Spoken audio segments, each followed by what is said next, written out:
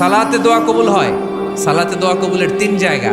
একটা হচ্ছে তাকবীরে তাহরিমার পরে আমরা সানা পড়ি না, আমরা তো একটা পড়ি। আল্লাহর হাবিব সুন্নাহ এবং নফল নামাজে আরো পড়তেন সানা, ওই দোয়া কবুল হয়। দুই নম্বর জায়গা সালাতে সেজদায় পড়ে দোয়া করলে কবুল হয়।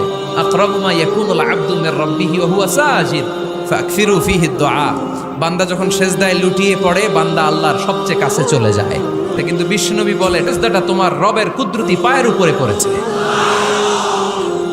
সেজদায় পড়ে দোয়া করেন। সালাম ফিরানোর আগে বিশ্বনবী দোয়া করতেন, লা ইউসাল্লিমান্না আহাদুকুম হাত্তা ইয়াতাআওয়াযা মিন আরবা'a। আল্লাহর হাবিব বললেন, চার জিনিস থেকে পানাহ না আছে আমার কোন উম্মত যেন সালাম না ফিরায়। তারা যেন পড়ে, আল্লাহুম্মা ইন্নী আউযু বিকা মিন আযাবিল কবর, আউযু বিকা মিন আযাবি জাহান্নাম, আউযু বিকা মিন ফিতনাতিল মাহইয়া ওয়াল মামাত, আউযু বিকা মিন ফিতনাতিল মাসিহিদ দাজ্জাল। আল্লাহ কবরের আযাব থেকে বাঁচাও, আল্লাহ জাহান্নামের আগুন থেকে বাঁচাও, আল্লাহ জীবন মরণ